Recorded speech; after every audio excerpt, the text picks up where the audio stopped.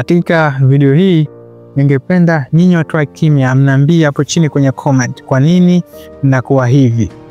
Watu wa kimya wanapokutana na mtu kwa mara ya kwanza wanakuwa wa kimya sana na wenye aibu sana, lakini cha kushangaza baada ya kumzoea yule mtu wao ndio wazungumzaji wakubwa, ndio wenye makero, yani wanakuwa wanakera.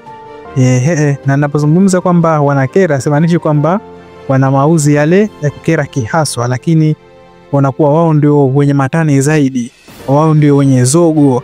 Yani kifupi huwezi kuamini kwamba huyu ndio yule mtu ambaye alikutana naye kwa mara ya kwanza ambaye alikuwa kimya. Wao wenyewe pia hupata wasiwasi, wanajiuliza huyu mtu simkeri sana, lakini mbona siku hizi mimi mwenyewe nimekuwa hivi, nimekuwa ndio mzungumzaji mkubwa, ndio mwenye matani mengi, napata wasiwasi usikute na mkera sana.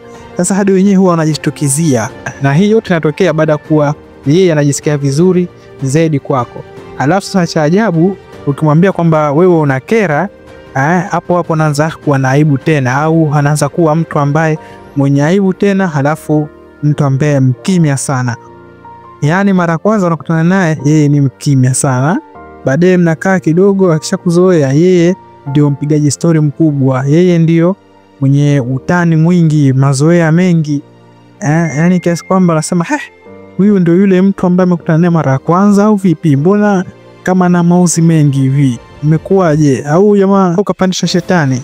Sasa lakini kumwambia bro nakera wewe, mbona siku hizi umekuwa hivyo tofauti na mwanzo, basi hapo hapo anajisikia vibaya, anarudi kama mwanzo, yani anakuwa mwenye aibu, lakini pia anakuwa kimya sana. Sasa ninashindwa kuelewa kwa nini watu wa kimya mnakuwa hivi. Hebu niambie hapo chini kwa nini mnakuwa hivi.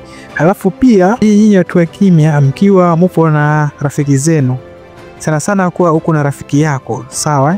Halafu mkawa mnapiga story, mnacheka, akatokea mtu mwingine ambaye humjui, hapo hapo mnakuwa kimya sana, kama vile mmemwagiwa maji.